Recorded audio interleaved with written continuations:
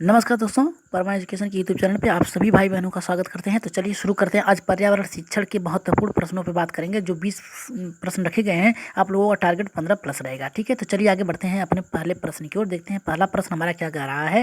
लेकिन आगे बढ़ने से पहले आप लोगों को बता दें कि जो आप लोगों का टारगेट 20 प्रश्न रखा गया है, उसमें से 18 प्लस टारगेट रहेगा। आप लोग 18 से नीचे मत करिएगा। और जिन भाई बहनों ने अभी तक हमारे चैनल को सब्सक्राइब नहीं किया, तो जल्दी से चैनल को सब्सक्राइब कर लीजिए, लाइक कर दीजिए चैनल को और शेयर कर दीजिए। ठीक है, शेयर कर दीजिए ताकि अधिक से अधिक लोग हमारे चैनल से जुड़ सकें। तो चलिए जल्दी से एक बार शेयर कर दीजिए वीडियो को, ताकि और भी लोगों की संख्या बढ़ सके। तो चलिए शुरू करते हैं अपने पहले प्रश्न की ओर। देखते हैं पहला प्रश्न हमारा क्या कह रहा है कि पर्यावरण शिक्षण है। पर्यावरण शिक्षण है, क्या शिक्षण है देख लेते हैं। इन चारों ऑप्शनों में से क्या होता है हमारा। पहला कह रहा है हमारा कि यह व्यक्ति को पर्यावरण पर नियंत्रित रखने की क्षमता प्रदान करता है। ठीक है, और दूसरा कह रहा है कि यह पर्यावरणीय समस्याओं से संबंधित ज्ञान तथा मूल्यों के विकास की अवगत कराती है। और तीसरा कह रहा है कि ये एकीकृत लचीली क्रिया आधारित, यहाँ पे क्रिया होगा, क्रिया आधारित तथा आवश्यकता अनुसार होना चाहिए। और चौथा कह रहा है कि उपयुक्त सभी। तो जल्दी से बताइए इसका आंसर क्या होगा। पहला होगा, दूसरा होगा, तीसरा होगा या फिर चौथा होगा। तो जल्दी से बताइए पहले का आंसर क्या होगा। तो पहले का आंसर होगा हमारा चौथा। ठीक है, जो पर्यावरण शिक्षण का उद्देश्य होता है, ये पर्यावरण नियंत्रित रखने और क्षमता प्रदान करने की निर्भरता बनाती है। और दूसरा कह रहा है कि ये समस्याओं से संबंधित ज्ञान मूल्यों को अवगत कराती है, यानी आपकी समस्या क्या है उससे अवगत कराती है पर्यावरण में। और यहाँ पे कह रहा है एकीकृत लचीला क्रियाधारित तथा आवश्यकता अनुसार होनी चाहिए, आपकी आवश्यकता अनुसार होती। तो जब तीनों सही है हमारा, तो चौथा हमारा सही हो गया। चलिए आगे बढ़ते हैं अपने दूसरे प्रश्न की ओर। देखते हैं दूसरा क्या कह रहा है हमारा। कह रहा है दूसरा कि पर्यावरण शिक्षण के उद्देश्य द्वारा, पर्यावरण की शिक्षण जो है उसके उद्देश्य द्वारा क्या होता है। यहाँ पे देखिए कह रहा है कि शिक्षक को यह ज्ञात होना हो जाता है कि उसे किन उद्देश्यों द्वारा पढ़ाना है। और यहाँ पे दूसरा कह रहा है कि बालक को यह ज्ञात हो जाता है कि उसे किन उद्देश्यों को प्राप्त करना है। और तीसरा कह रहा है यहाँ पे शिक्षण अधिगम वातावरण निर्माण सहायता मिलती है, यानी शिक्षण अधिगम के द्वारा वातावरण निर्माण में सहायता मिलती है। चौथा कह रहा है उपयुक्त सभी। तो आप लोग को देखकर ही पता चल गया होगा कि हमारा जो तीनों प्रश्न है ये सकारात्मक है और तीनों ही पर्यावरण शिक्षण के मूल अंग है। तो इस आधार पे हमारा पहला भी सही होगा, दूसरा भी, तीसरा भी और हमारा होगा चौथा सही है। तो दूसरे का हमारा आंसर होगा चौथा। तो सभी लोग कमेंट एक बार करिए कि कौन सा आंसर होगा। सभी लोग कमेंट करिए एक बार और वीडियो को शेयर कर दीजिए ताकि अधिक से लोग जुड़ सकें। तो चलिए शुरू करते हैं तीसरे प्रश्न की ओर। देखते हैं क्या करा है। जब बालक पशु पक्षियों को देखकर अपनी ओर आकृत होता है, यानी देखकर उसकी ओर आकृष्ट होता है, तब उसके परस्पर संबंधों का परिचित कराना कहलाता है। क्या कहलाता है। पहला करा है व्यवहारिक शिक्षा, दूसरा करा है वातावरण के माध्यम से शिक्षा, तीसरा करा है सामाजिक शिक्षा और चौथा करा है उपयुक्त सभी। तो जल्दी से बताइए तीसरे का आंसर क्या होगा हमारा। कि जो बालक है वो पशु पक्षियों को देख लेता है और उसकी ओर आकृष्ट हो जाता है, यानी उसकी ओर झुकाव उसका बढ़ जाता है। तो परस्पर संबंधों यानी उनके परस्पर संबंध, यानी उनसे जो जुड़ाव हो जाता है उसके परस्पर संबंध से परिचित करना क्या कहलाता है।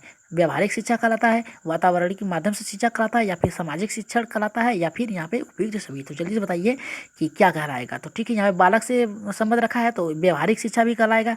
और यहाँ पे कह रहा है कि वातावरण के माध्यम से, वातावरण में जो पशु पक्षी उसके द्वारा इंटरेस्ट हो रहा है उसका, तो ये भी सही होगा। और सामाजिक शिक्षण या समाज में रह के क्या गतिविधियाँ हो रही है उससे भी संबंधित होगा। तो इस आधार पे हमारे तीसरे का चौथा सही होगा। चलिए आगे बढ़ते हैं चौथे प्रश्न की ओर। देखते हैं चौथा प्रश्न हमारा क्या कह रहा है। चौथा प्रश्न हमारा क्या कह रहा है देख लेते हैं। चौथा प्रश्न ये कह रहा है कि निम्नलिखित में से कौन सा पर्यावरण शिक्षण की आवश्यकता नहीं है। यहाँ पे देखिए नकारात्मक बात कर दिया है, नहीं की बात किया है। तो याद रखिएगा प्रश्नों को सॉल्व करते समय हाँ और ना की प्रश्नों को देख लिया करिए। ठीक है, तो यहाँ पे नहीं की बात कर रहा है। तो चलिए देख लेते हैं कि पर्यावरण शिक्षण की आवश्यकता नहीं है, क्या नहीं है। पहला कह रहा है कि पर्यावरण संबंधित विविध आयामों को जानने एवं समझने हेतु पर्यावरण शिक्षा को अनिवार्य माना जाता है। और दूसरा कह रहा है हमारा कि पर्यावरण को वर्तमान समय में बुनियादी शिक्षा के रूप में स्वीकार किया जाता है। और तीसरा कह रहा है कि यह विविध विषयों के सैद्धांतिक ज्ञान को समझने की आवश्यकता है। और चौथा कह रहा है कि इससे सामाजिक व बहुसांस्कृतिक समझ को विकसित मिलती है। तो जल्दी से बताइए चौथे का आंसर क्या होगा। आशा करते हैं ये प्रश्न आप लोगों का अधिकतर लोगों का सही नहीं होगा, लेकिन क्यों देखते हैं। तो जल्दी से बताइए इसका आंसर क्या होगा। हमारा चारों में से ऑप्शन कौन सा सही है। तो इसका आंसर जो होगा हमारा चौथे का जो आंसर होगा हमारा तीसरा सही होगा। क्यों तीसरा सही होगा देख लेते हैं। यहाँ पे कह रहा है नहीं की बात कर रहा है, तो यहाँ पे देखिए सैद्धांतिक ज्ञान की बात कर रहा है, यानी जो परमात्मा में ज्ञान है उससे बात कर रहा है कि आप उसमें लीन रहिए। ठीक है, और इस आधार पे आप जो पर्यावरण का शिक्षण है ये आपको बताता है कि आप बौद्धिक क्षमता का ज्ञान के द्वारा अपने पर्यावरण का समायोजन कर सकते हैं, उसमें रह सकते हैं। तो हमारा देखिए यहाँ पे अनिवार्य पर्यावरण शिक्षा की अनिवार्य, ये तो जरूरी है, प्राथमिक स्तर पर भी होता है। वर्तमान बुनियादी या जो वर्तमान समय में चल रही है उसके अनुसार आपको ढलना, और यहाँ पे बहुसांस्कृतिक जो समझ है यानी अलग अलग भाषा जो है उसको समझना भी बहुत जरूरी है। तो इस आधार पे हमारा यही नहीं होगा तीसरा, तो इस आधार पे हमारा तीसरा सही होगा। चलिए आगे बढ़ते हैं पांचवें प्रश्न की ओर देखते हैं। पांचवा प्रश्न हमारा क्या कह रहा है, एक बार सभी लोग वीडियो को शेयर कर दीजिए ताकि अधिक से अधिक लोग जुड़ सकें, और अपने ग्रुप में जो आप लोगों का व्हाट्सएप ग्रुप है उसमें ज़रा शेयर कर दीजिए इस वीडियो को ताकि अधिक से लोग जुड़ सकें। ठीक है, तो चलिए देखते हैं पांचवा क्या करा है। आपकी कक्षा में एक बालक अवांछित व्यवहार करता पाया जाता है तो आपकी प्रक्रिया क्या होगी। एक बालक जो है आपके कक्षा में, क्लास में अगर आप पढ़ा रहे हैं और उसमें अवांछित व्यवहार करता है यानी दुर्व्यवहार करता है तो आपकी प्रक्रिया क्या होगी, आप क्या करेंगे। पहला कह रहा है कि बालक को दंडित करेंगे, दूसरा कह रहा है कक्षा में पीछे बैठने को कहेंगे, और तीसरा कह रहा है कि अभिभावक से शिकायत करेंगे, चौथा कह रहा है व्यवहार का कारण जानकर उसे परामर्श देने प्रदान करेंगे। तो जल्दी से बताइए पांचवें का आंसर क्या होगा हमारा। तो पांचवें का आंसर आप लोग देख सकते हैं और बता सकते हैं कि अगर आप शिक्षक हैं तो आप क्या करेंगे। आप उसे दंडित नहीं कर सकते, कक्षा में पीछे नहीं बैठा सकते, पीछे बैठाने से कोई समाधान नहीं होगा। उसके अभिभावक से क्या शिकायत करेंगे, तो अभिभावक जो है आप ही को कहेंगे कि आप क्लास में आपका माहौल कैसा है, गतिविधि कैसी है कि बालक आपकी बातों को नहीं सुन रहा है, रुचिपूर्ण नहीं ले रहा है। तो इस आधार पर आप पहले क्या करेंगे, उसके व्यवहार का कारण जानेंगे कि आखिर वो क्यों ऐसा कर रहा है, फिर इसके बाद उसे परामर्श देंगे कि क्या करना चाहिए, क्या गलत है, क्या सही है। इस आधार पर हमारा पांचवे का चौथा सही है। चलिए आगे बढ़ते हैं अपने छठे प्रश्न की ओर देखते हैं। छठा प्रश्न हमारा क्या कह रहा है, देखिए छठा प्रश्न बहुत महत्वपूर्ण कर रहा है। प्राथमिक स्तर की बात कर रहा है। प्राथमिक स्तर पर बालकों की समस्या से तात्पर्य, प्राथमिक स्तर पर जब भी बात करें तो आप लोग याद रखिएगा कि ये शैशवावस्था से लेके बाल्यावस्था तक की बात कर रहा है। ठीक है, प्राथमिक स्तर पे जब भी बात करेगा तो यही आपका शैशवा और बाल्यावस्था से तात्पर्य होगा। ठीक है, तो यहाँ पे देखिए कह रहा है पहला नवीन ज्ञान व्यवहार का प्रस्तुतिकरण, दूसरा कह रहा है सैद्धांतिक ज्ञान, और तीसरा कह रहा है सूर्य चंद्रमा की गति, और यहाँ पे कह रहा है दिन रात का होना। तो जल्दी से बताइए कि बालक में समस्या क्या होती है, बालकों की समस्या क्या होती है प्राथमिक स्तर पे। तो जल्दी से बताइए छठे का आंसर क्या होगा हमारा, पहला होगा, दूसरा होगा, तीसरा होगा या फिर चौथा होगा। तो इसका आंसर जो होगा हमारा छठे का, जल्दी से कमेंट करिए, सभी लोग कमेंट करिए एक बार। अगर आप लोगों को प्रश्न अच्छे लग रहे हैं तो एक बार कमेंट बॉक्स में यस लिखिए, जल्दी से यस करिए, यस जल्दी से करिए आप लोग कमेंट बॉक्स में कि अच्छे लग रहे हैं। चलिए आगे बढ़ते हैं। तो छठे का आंसर होगा हमारा पहला। ठीक है, यहाँ पे देखिए सैद्धांतिक ज्ञान, ये सैद्धांतिक ज्ञान होता है, ये आपका उच्च कक्षाओं से होगा। चंद्रमा सूर्य के अंतर जो निकालेगा बालक वो भी उच्च से होगा। रात दिन का भी ज्ञान बालक को उच्च कक्षाओं से होगा। ठीक है, लेकिन यहाँ पे देखिए क्या कह रहा है कि नवीन ज्ञान व्यवहार प्रस्तुति करना, बालक जो होता है खेल खेल में अधिक सीखता है, उसके नवीन ज्ञान यानी उसकी जो जो उसकी सोच की विकसित कर रहा है उससे संबंधित आप लोगों को कार्य करना है। तो ठीक है, उसके व्यवहार का प्रस्तुतिकरण, यही समस्या होती है कि बालक कौन सी एक्टिविटी कर रहा है, आसपास में कौन सी गतिविधियां कर रहा है, उसे उसकी उस समस्याओं को दूर करना। ठीक है, तो इस आधार पर छठवें का हमारा पहला सही होगा। चलिए आगे बढ़ते हैं अपने सातवें प्रश्न की ओर देखते हैं। सातवां प्रश्न कितने लोगों का सही होता है, चलिए देख लेते हैं। बहुत ही महत्वपूर्ण सातवां है। यहाँ पे कक्षा 5 के विद्यार्थियों में शिक्षण अधिगम की समस्या का तात्पर्य नहीं, यहाँ पे देखिए फिर नहीं की बात किया है। यहाँ पे कह रहा है कक्षा 5 की जो क्लास है शिक्षार्थियों की शिक्षण अधिगम की समस्या नहीं है, समस्या से तात्पर्य नहीं है। क्या समस्या से तात्पर्य नहीं है, यहाँ पे देखिए बात कर रहा है प्राथमिक शिक्षण अधिगम के दौरान पूर्व ज्ञान का प्रयोग न होना, और यहाँ पे कह रहा है दूसरा शिक्षक जो होता है बालक के परिवेश से परिचित नहीं होता है, और दूसरा कह रहा है, तीसरा कह रहा है दोषपूर्ण वातावरण, और चौथा कह रहा है बालक का सामाजिक आर्थिक स्तर। ठीक है, तो जल्दी से बताइए सातवें का आंसर क्या होगा। पहला सही होगा, दूसरा सही होगा, तीसरा सही होगा या फिर चौथा। तो जल्दी से बताइए इसका आंसर क्या होगा हमारा। पहले पे जा रहे हैं, दूसरे पे, तीसरे पे, चौथे पे, कौन से आंसर पे आप लोग जा रहे हैं सातवें के। तो सातवें का आंसर होगा हमारा चौथा। ठीक है, सातवें का आंसर जो होगा हमारा चौथा होगा। क्यों होगा चलिए जान लेते हैं। यहाँ पे देखिए कह रहा है कि यहाँ पे नहीं से तात्पर्य दिया है, तात्पर्य समस्या का तात्पर्य नहीं है। तो बालक की जो सामाजिक आर्थिक स्थिति है उससे आपको लेना देना नहीं है, उसके घर की आर्थिक स्थिति कैसी है इससे आपको लेना देना नहीं है। ठीक है, यहाँ पे देखिए पूर्व ज्ञान का न होना, ठीक है, पूर्व ज्ञान का होना जरूरी है। यहाँ पे परिवेश से परिचित होना, बालक जो जाता है क्लास में तो उससे उसके परिवेश से परिचित होना बहुत जरूरी है। दोषपूर्ण वातावरण, ठीक है, ये भी हमारा सही है, ये भी सही है, ये भी सही है, लेकिन यहाँ पे देखिए तात्पर्य नहीं की बात कर रहा है तो बालक की सामाजिक आर्थिक स्तर से। ठीक है, तो यहाँ पे हमारा आंसर जो होगा सातवें का चौथा होगा। ठीक है, चलिए आगे बढ़ते हैं आठवें प्रश्न की ओर देखते हैं। आठवां प्रश्न क्या कह रहा है, एक बार शेयर कर दीजिए सभी लोग, एक बार शेयर करिए, जल्दी से शेयर कर दीजिए एक बार, अधिक से अधिक लोग जुड़ सकें। ठीक है, एक बार जिन भाई ने अभी तक हमारे चैनल को सब्सक्राइब नहीं किया तो जल्दी से हमारे चैनल को सब्सक्राइब कर लीजिए। ठीक है, जल्दी सब्सक्राइब कर लीजिए। चलिए आगे बढ़ते हैं अपने आठवें प्रश्न की ओर देखते हैं। आठवां प्रश्न क्या कर रहा है, पर्यावरण शिक्षण में निदान का तात्पर्य क्या होता है। निदान की बात कर रहा है यानी समस्या को निदान करने की बात कर रहा है पर्यावरण शिक्षण में। तो देखिए पहला क्या कर रहा है कि बालक को परामर्श प्रदान करना चाहिए, दूसरा कह रहा है कि बालक की समस्याओं के कारण का पता जाना चाहिए, और तीसरा कह रहा है बालक के निर्देश प्रदान करना चाहिए, और चौथा कह रहा है उपयुक्त सभी। तो जल्दी से बताइए इसका आंसर क्या होगा आठवें का। पहला होगा, दूसरा होगा, तीसरा होगा, चौथा होगा कि पर्यावरण शिक्षण का निदान तात्पर्य किससे है। यहाँ पे कह रहा है कि परामर्श से है, यहाँ पे कह रहा है समस्या का कारण का पता लगाना, यहाँ पे निर्देशन से है, यहाँ पे उपयुक्त सभी। तो जल्दी से बताइए आठवें का आंसर हमारा क्या होगा। तो आठवें का आंसर जो होगा हमारा दूसरा होगा, ठीक है। आठवें का आंसर क्या होगा हमारा दूसरा होगा, ठीक है। आठवें का आंसर जो होगा हमारा दूसरा होगा, ठीक है। तो सभी लोगों का आंसर सही आना चाहिए आठवें का। यहाँ पे देखिए कह रहा है निदान से तात्पर्य है उनकी समस्याओं का कारण जानना। अगर आप बालक की समस्याओं को जान लेंगे, उसको उसको निदान कर देंगे, ठीक है। समस्या को जान के उसकी जो कमियां हैं उसको दूर करना, ठीक है। यहाँ पे देखिए समस्या को पता करके उसका कारण लगाना, ठीक है। यहाँ पे परामर्श देने से कोई तात्पर्य नहीं है, निर्देशन का कोई कार्य नहीं, उपयुक्त नहीं होगा। यहाँ पे आठवें का दूसरा हमारा सही होगा, ठीक है। चलिए आगे बढ़ते हैं अपने नवें प्रश्न की ओर। देखते हैं नवा प्रश्न क्या कह रहा है। नवा प्रश्न तो अभी तक सबसे अच्छे प्रश्न आ गया है, नवा सबसे बेस्ट प्रश्न है। चलिए देखते हैं कितने लोगों का सही होता है। कह रहा है एक शिक्षक शिक्षण के दौरान उत्पन्न समस्याओं के कारणों का पता लगाता है। तो जो शिक्षक होता है, यहाँ पे देखिए शिक्षक होगा, टाइप करने में गलत हो गई है। शिक्षक का यह कार्य कहलाएगा, क्या कहलाएगा। यहाँ पे देखिए कह रहा है कि एक शिक्षक शिक्षण के दौरान उत्पन्न समस्याओं के कारण का पता लगाता है, तो ये शिक्षक का कार्य कहलाएगा। क्या कहलाएगा, समस्या कहलाएगा, निदान कहलाएगा, परामर्श या फिर निर्देशन। तो इसको देखी कर आप लोग बता सकते हैं कि इसका आंसर क्या होगा, क्योंकि बालक जो शिक्षक है ये बालक की कमियों का पता लगा रहा है कि क्या होगा, उसके लिए वो क्या करेगा कि उनकी जो समस्याएं दूर हो जाए। तो यहाँ पे हमारा समस्या तो खुद ढूंढ रहा है, तो समस्या होगा नहीं, परामर्श दे नहीं सकता, निर्देशन भी नहीं दे सकता, लेकिन यहाँ पे निदान कर सकता है उनकी समस्याओं का, ठीक है। यहाँ पे देखिए समस्या का, अगर समस्या दे दिया है तो उसे निदान के माध्यम से दूर कर सकता है, तो ठीक है। तो यहाँ पे जो होगा नौवें का हमारा आंसर जो होगा नौवें का दूसरा सही होगा, ठीक है। निदान के माध्यम से उनकी समस्याओं को दूर किया जा सकता है बालकों का, ठीक है। तो चलिए आगे बढ़ते हैं अपने 10वें प्रश्न की ओर। देखते हैं 10वां प्रश्न हमारा क्या कह रहा है। यहाँ पे देखिए 10वां प्रश्न थोड़ा सा कठिन है। कह रहा है कि असत्य कथन का चयन करिए। यहाँ पे असत्य कथन की चयन करना है। अगर गलत प्रश्नों को ढूंढने के लिए कह रहा है तो आप प्रश्न में तुरंत सही प्रश्नों को ढूंढिए कि कौन कौन सा सही प्रश्न है। देखिए यहाँ पे कह रहा है परामर्श सदैव सामूहिक होता है। दूसरा कह रहा है कि यहाँ पे निर्देशन सामूहिक होता है। और तीसरा कह रहा है परामर्श सामूहिक व्यक्तिगत दोनों हो सकता है। और चौथा कह रहा है समस्या निदान समाधान शिक्षण अधिगम की प्रक्रिया है, एक प्रक्रिया है। तो जल्दी से बताइए इसका आंसर क्या होगा, कौन सा कथन सत्य असत्य है। तो यहाँ पे पहला सही होगा, दूसरा सही होगा, तीसरा या फिर चौथा। तो इसका आंसर सभी लोग बताइए कि 10वें का आंसर क्या होगा, ठीक है।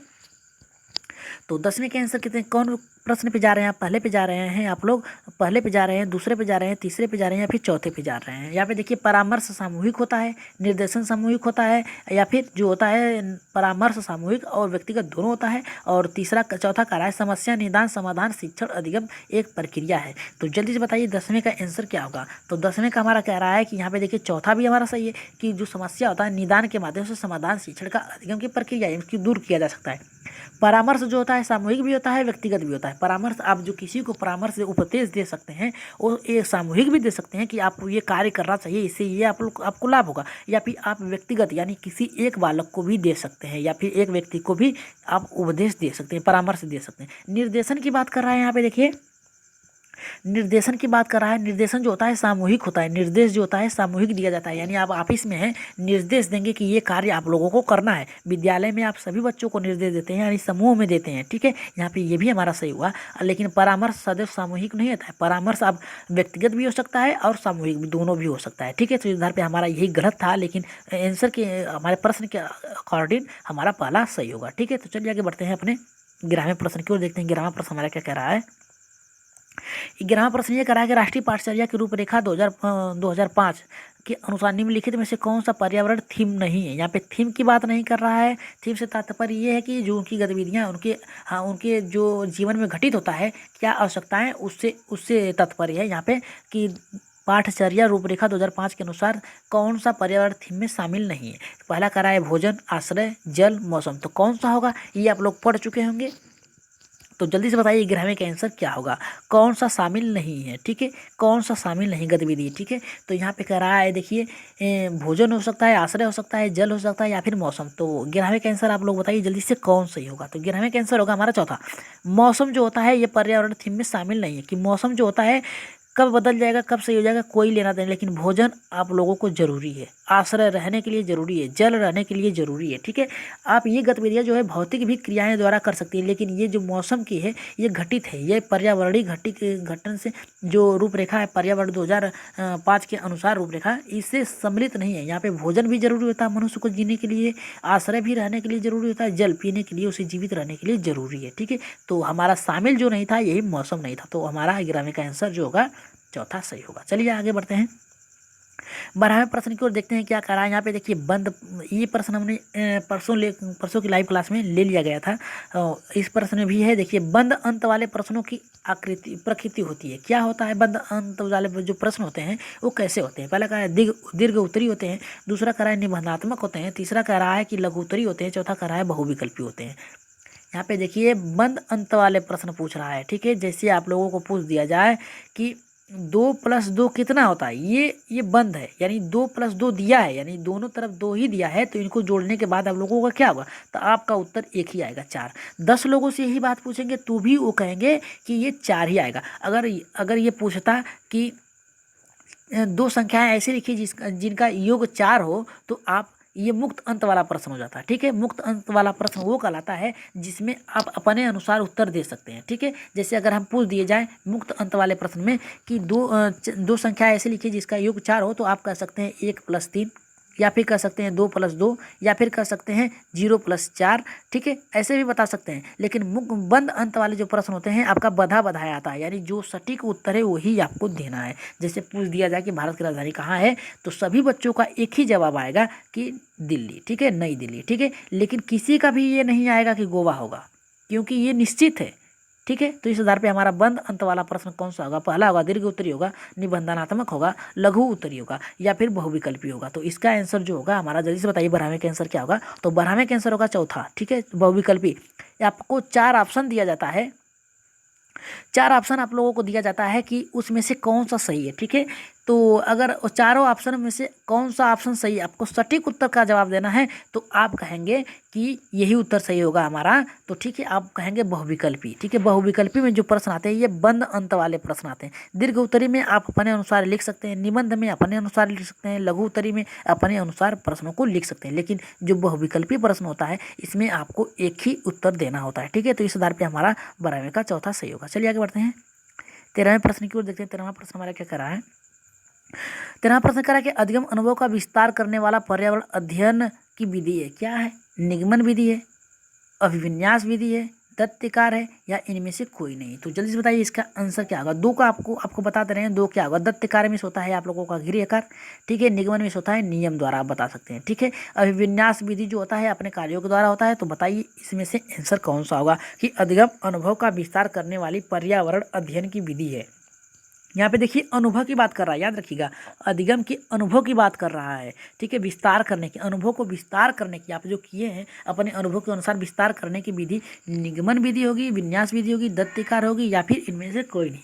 तो 13वें के आंसर जल्दी से बताइए आप लोग, 13वें के आंसर क्या होगा? तो 13वें के आंसर होगा हमारा दत्तिकार। ठीक है, जैसे यहाँ पे देखिए आप लोग देखकर भी प्रश्नों को जान सकते हैं कि यहाँ पे कह रहा है कि अधिगम का विस्तार अनुभव विस्तार करें, यानी जो आपको विद्यालय में बालकों को पढ़ाया गया है अगर उसी से रिलेटेड आपको प्रश्न दिया जा रहा है कि आप घर से करके आइए, तो आपका अनुभव तो वहाँ पे बन चुका है विद्यालय में एक बार कि ये प्रश्न हम कर चुके हैं। ठीक है, अब उसी से रिलेटेड मिल गया है तो आपको दत्तिकार ही होगा, दत्तिकार के द्वारा ही आप अपने अनुभव का विस्तार कर सकते हैं। ठीक है, तो चलिए आगे बढ़ते हैं, अपने 14वें प्रश्न की ओर देखते हैं क्या कह रहा है। यहाँ पे देखिए पर्यावरण के 5 ई से प्रश्न ले लिए गए हैं। ठीक है, यहाँ पे देखिए कह रहा है पर्यावरण के 5 ई शामिल नहीं है। यहाँ पे नहीं की बात कर रहा है, 5 ई में कौन सा शामिल नहीं है? इंगेज नहीं है, एक्सप्लोर नहीं है, या फिर एक्सप्लेन नहीं है, या फिर इमोशन नहीं है। ठीक है, अब आप लोगों को इसके थोड़ा सा हिंदी रूपांतरण बता रहे हैं। जो इंगेज होता है इनका अर्थ होता है संलग्न। ठीक है, संलग्न होगा। ठीक है, अब यहाँ पे एक्सप्लोर की बात कर रहा है, एक्सप्लोर मिस होता है आपका अन्वेषण। ठीक है,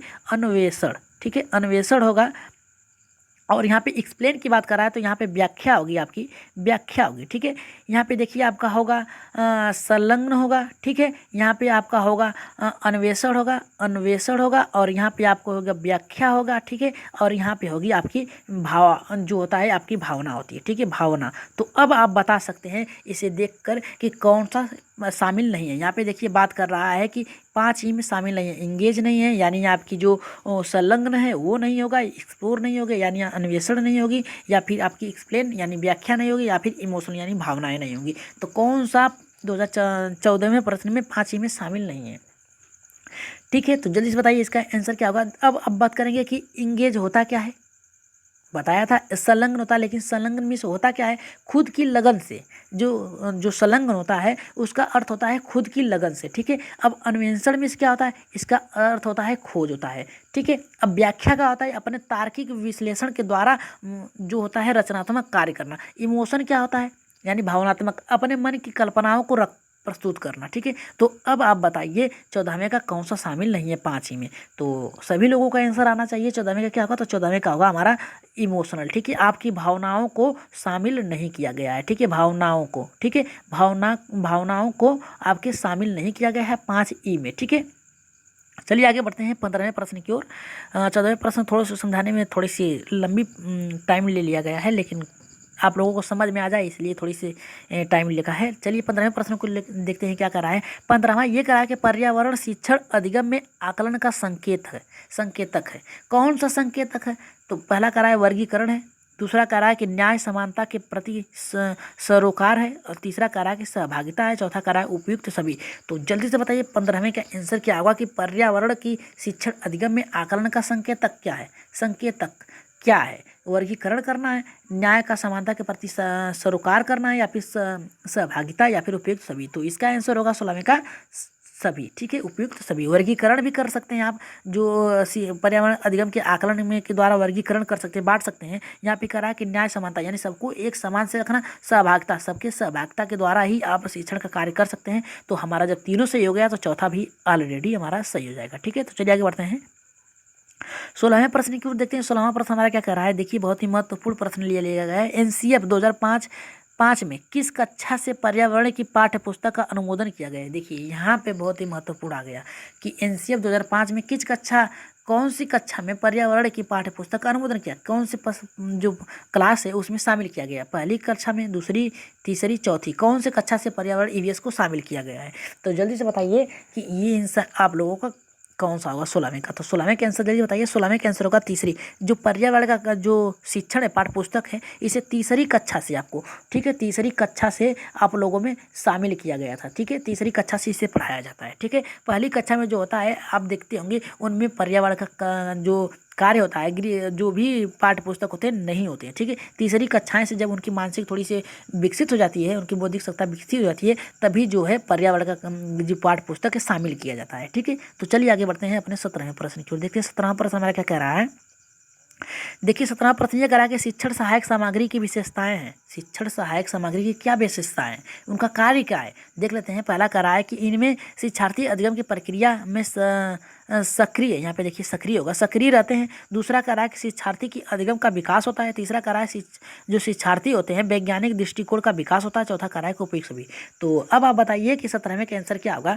जब यहाँ पे देखिए अधिगम प्रक्रिया रहती है, यहाँ पे जो सहायक सामग्री होती है उसके द्वारा बालकों को सिखाया जा सकता है, तो ऑलरेडी ये हमारा सही हो गया। दूसरा कह रहा है कि शिक्षार्थियों की अधिगम विकास होता है। जो सहायक सामग्रियाँ होती हैं, ब्लैक बोर्ड हो गया, आपकी जो चार्ट हो गया, ग्लोब हो गया, और जो यहाँ पे संपेट हो गया, उसके द्वारा आप बालकों को इंगित करके बताते हैं ना, तो यहाँ पे देखिए शिक्षार्थियों की अधिगम भी वहाँ पे विकसित हो गई, ये भी सही होगा हमारा।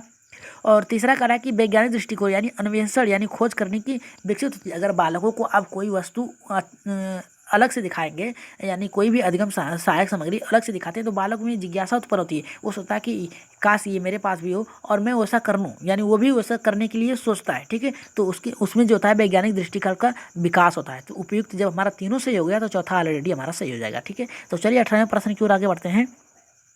देखते हैं 18वां प्रश्न क्या कह रहा है। 18वां प्रश्न थोड़ा सा कठिन है, देखते हैं क्या कह रहा है कि एक अच्छे परीक्षण की कौन सी विशेषता नहीं होती। यहाँ पे नहीं की बात किया है। ऐसे ही सी टेट में प्रश्न आते हैं, सी टेट में आप लोगों को ऐसे ही प्रश्न मिल सकते हैं। ठीक है, सी टेट हो या फिर यस टेट हो, ठीक है, यस टेट हो या फिर एच टेट हो, सभी में आप लोगों को ऐसे ही प्रश्न मिलेंगे। ठीक है, तो देख लेते हैं क्या कह रहा है। 18वां का कह रहा है कि एक अच्छे परीक्षण की कौन सी विशेषता नहीं होती है। नहीं की बात किया है, तो देख लेते हैं। वैधता नहीं होती है, विश्वसनीयता नहीं होती है, या फिर वस्तुनिष्ठता नहीं होती, या फिर उत्तीर्ण करना नहीं होता। तो जल्दी से बताइए 18वें का आंसर क्या होगा हमारा। तो 18वें का आंसर होगा हमारा क्या, जल्दी से बताइए, कमेंट करिए जल्दी से, सभी लोग एक बार कमेंट करिए, एक बार कमेंट सभी लोग करिए, कौन सा सही होगा। आप लोगों ने दोपहर 2:30 बजे, आप लोगों ने 2:30 बजे आप लोगों को जो हमारी क्लास थी संस्कृत की, थोड़ी सी पढ़ाने में थोड़ी सी दिक्कत हो रही थी, लेकिन आप लोग चिंता न करें, अच्छे से और भी पढ़ाई जाए कि संस्कृत भाषा जो थी 2:30 बजे की क्लास में लाइव, उसमें थोड़ी सी कठिनाई हो रही थी बोलने में, लेकिन ये क्लास आप लोगों की धुआं धुआं है। चलिए देखते हैं क्या कह रहा है कि एक अच्छे परीक्षण की कौन सी विशेषता नहीं है, वैधता नहीं है, विश्वसनीयता नहीं है, वस्तुनिष्ठता नहीं है, या फिर उत्तीर्ण करना नहीं है। तो जल्दी से बताइए क्या होगा 18वें का आंसर। तो 18वें का आंसर जो होगा हमारा चौथा, उत्तीर्ण करना नहीं होता है, ठीक। वैधता भी होती है, विश्वसनीयता भी होती है, वस्तुनिष्ठता भी होती है, लेकिन यही उत्तीर्ण करना नहीं होती है, ठीक है। तो इस आधार पे हमारा 18वें का चौथा सही होगा। चलिए आगे बढ़ते हैं अपने 19वें प्रश्न की ओर, देखते हैं 19वां प्रश्न हमारा क्या कह रहा है। एक बार 19वें प्रश्न को ध्यान से पढ़िए और देखिए क्या कह रहा है। एक बार सभी लोग ध्यान से पढ़िए, देखिए क्या कह रहा है कि बहुत ही महत्वपूर्ण बात कर रहा है कि पर्यावरण अध्ययन की पाठ्य पुस्तकों में विभिन्न प्रकरणों में एक खंड करके देखो शामिल किया गया है, जिसका उद्देश्य क्या है। अब देखिए यही इसीलिए कह रहा था कि इस प्रश्न को जरा ध्यान से पढ़िए। कह रहा है कि पर्यावरण अध्ययन की पाठ्य पुस्तकों में विभिन्न प्रकरणों, यानी पर्यावरण की जो पाठ्य पुस्तक है उसमें विभिन्न प्रकरणों यानी अलग अलग जो प्रकरण रखे गए हैं उसमें की खंड करके देखो, यानी उनके अलग अलग करके देखो शामिल किया गया है, इसका उद्देश्य क्या है। पहला कह रहा है कि घर में शिक्षार्थियों को व्यस्त रखना, ये तो हमारा पहले ही गलत हो गया, ठीक है। वैज्ञानिक शब्दावली की परिभाषा सिखाना, ये भी हमारा गलत हो गया, ठीक है। यहाँ पे वो उसको तार्किक सोच की बात कर रहा है, ठीक है। अब यहाँ पे देखिए कह रहा है कि प्रत्यक्ष हस्तपरक अनुभव उपलब्ध करना, यहाँ पे देखिए अनुभव की बात कर रहा है, यानी बालकों से बात कर रहा है। थोड़ा सा चौथा देख लेना है, शायद उससे बेहतर मिल जाए।